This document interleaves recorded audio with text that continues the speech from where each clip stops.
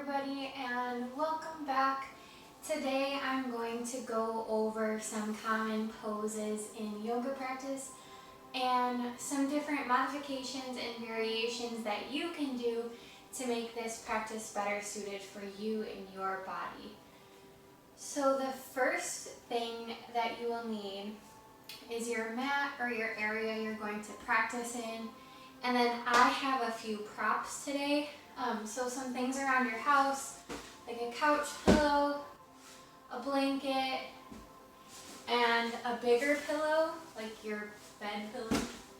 And then if you have blocks, you can use those as well, or that's also what the couch pillow is for. So our first pose will be hands and knees tabletop. So this looks like this, also called all fours. In this pose, you'll want your wrist directly underneath your shoulders and your knees directly under your hip joint. This is what's called stacking, making sure that your base is solid, your base being your hands and your knees, so that everything is in line, everything can be supported by your body. The next thing you'll want is a long neck here. What I tend to do is droop my neck down because it takes less effort. You want to keep it nice and long, which means your gaze is pointing to the top of your mat or just off your mat if you're a little further up. Something else that you want to pay attention to is your fingers. Make sure that your fingers are spread nice and wide so you're not making hands like this. You're spreading your fingers as wide as you possibly can. Again, just to support yourself in this pose. So our next pose is called downward facing dog. So to get to that pose from this pose, you'll tuck your toes, shift your bottom up and back. In this pose, same thing, you want your fingers spread nice and wide. You want your feet to be hip distance apart, so you're not standing with your feet together. You're standing with them nice and wide. And the ultimate goal is to get your chest pushed towards your knees.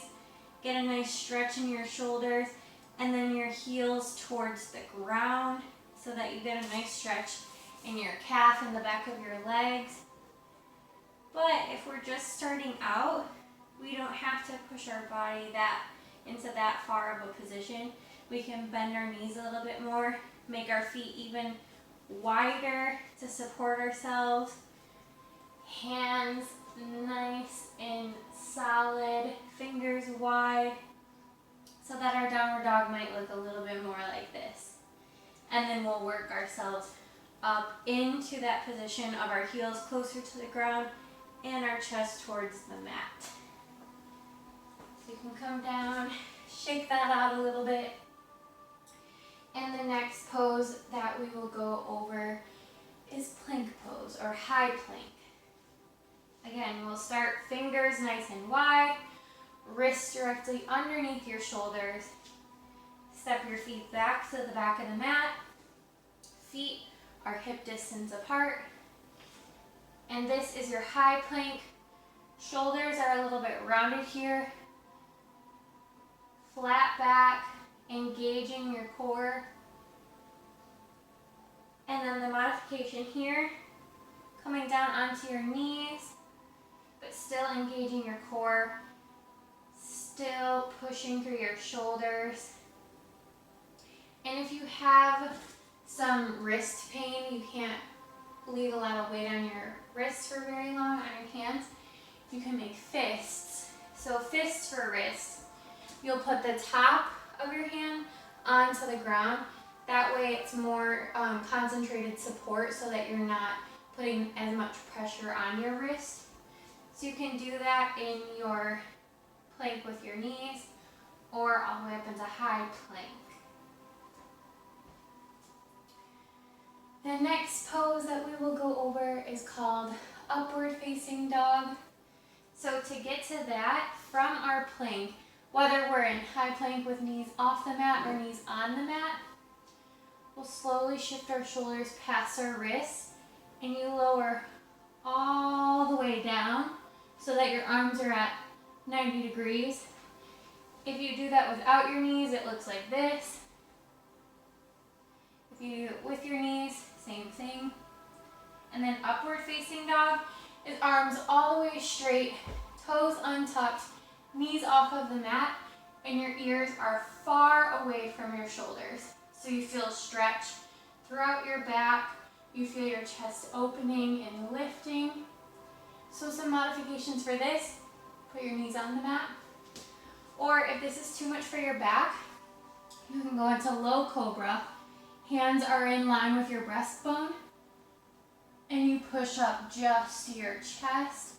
Again, keeping that open space across your chest, ears away from your shoulders. So this is less of an intense stretch on your back. Or even further, lay all the way down, arms come along your sides, and you lift up your arms and your chest, and if you would like, your legs, for locust pose. So this is something that could help with your back too. And then one last pose, Sphinx pose. Your arms come out to support you underneath of your shoulders, and this gives your back a nice little stretch too. Okay. Our next one thing I wanted to mention too that I forgot, is for your tabletop, you can always put a blanket underneath your knees if it is too much for you to be on your knees, because that is what we're going to use now for our high lunge or crescent pose. So that is where one foot is at the top of the mat, 90-degree angle. Your other foot is at the back of the mat, and you want to make sure your heel is over your toes. So it's kind of like you're standing on a wall behind you. So what the full expression looks like: arms up, high, reaching nice and high, knees over my ankle, my feet are wide on the mat, they're not in direct line with each other, they're staggered. This gives me more room to balance. If you would like to modify this, what you would do: bring your blanket down, put your knee onto the blanket, so you're in a grounded crescent. And even further, if you have blocks, you can have your blocks support you if this is too much of a stretch on your hips. If you don't have blocks, this is where your pillow can come in handy. Just a way to support yourself here.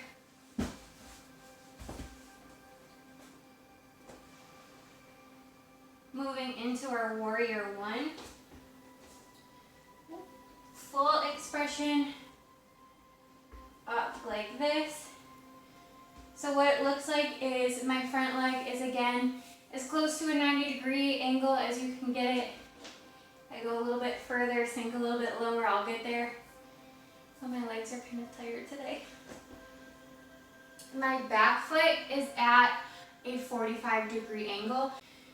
So my toes are not pointing the same direction in my body, straight forward, but they're also not perpendicular. They're at an angle in the middle. My feet are again wide on railroad tracks. They're not directly behind one another. And then I'm getting my chest and my pelvis to face the front of the room as much as I can.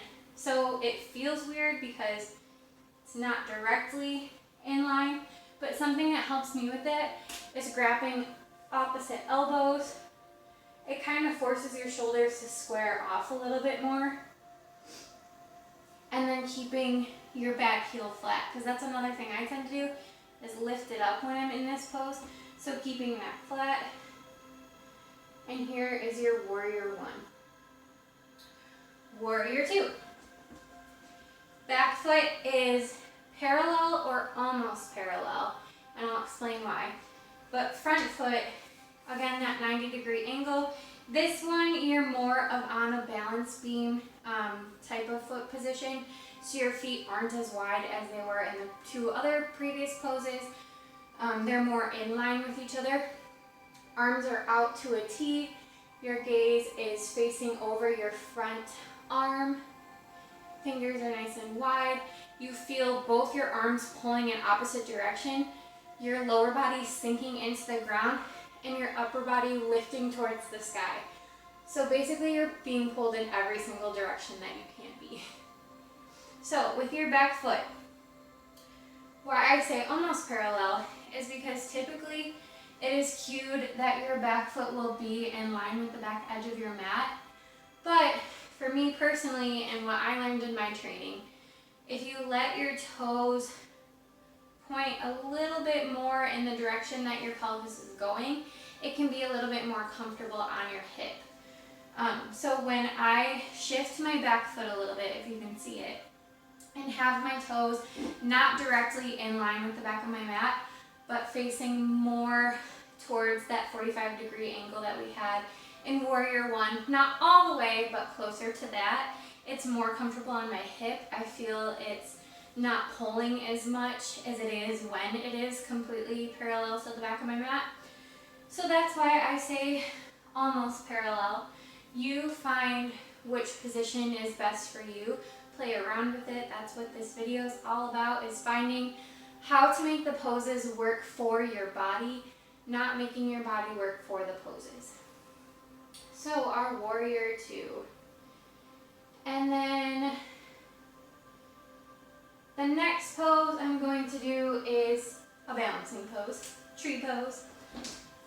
So in this one, you'll have your weight transferred to one leg. Pop the knee on your other leg so you're coming onto your toes. You can start with your hands in towards your chest, and then you can gently just splay that knee open to an angle. You can stay here with that toe on the ground. Maybe you bring it to your ankle, a little bit higher on your leg, avoid your knee, or all the way up here, whatever is most comfortable for you. So this provides the most stability. This is probably more flexibility and a little bit more balance. You want to avoid the knee because you don't want to put pressure on that joint and make it go places that it doesn't want to go, since our knees want to bend this way and they don't like to go that way. And then with your arms, you can keep your hands at heart center. You can bring your hands down, or a little bit more of a challenge, bringing them up and then maybe swaying your branches. One thing that I also like to do when I'm feeling extra stable in my standing postures is what my good friend Natalie taught me. Gaze at your fingertips. I know you can't see mine, but gaze at your fingertips and then slowly follow with your eyes all the way down. Try the other side. And if you're still rocking that, try closing your eyes and watch as your balance goes away. So without your eyes closed, you're focusing on something on the ground or on the wall in front of you to just lock in your balance there. And our last pose is child's pose. So typical child's pose, knees are wide, toes are together. You sink your bottom back and reach your arms forward, melting your chest into the mat, melting your forehead into the mat. And if this is too much on your hips, too much of a stretch, bring your knees closer together so that you're laying directly on your legs. So it looks more something like this. Your arms can also come behind you. That's a little bit of a different pose, but for our purposes, it can be a variation of child's pose. And one last thing you can do, which I love to do, take your pillow, put it in between your knees. So in this child's pose, your knees will be a little bit wider. And then slowly lay your chest down onto your pillow. Your arms can stay here or out in front of you. So this is more of a supported child's pose. That way you aren't having as much tension in your shoulders, as much of a stretch. And it also doesn't give you as much of a stretch in your hips because you're being supported by the pillow. And it's more comfortable on your head instead of smashing your face into the mat. So these are the poses that I have for today. If there are any other poses that you would like to see me do, let me know and I will go over some modifications and variations and then a step-by-step on how to get into that pose, what the pose looks like. And I hope that you enjoyed this. Again, let me know if this is something that you like to see, and I hope you have a wonderful rest of your day.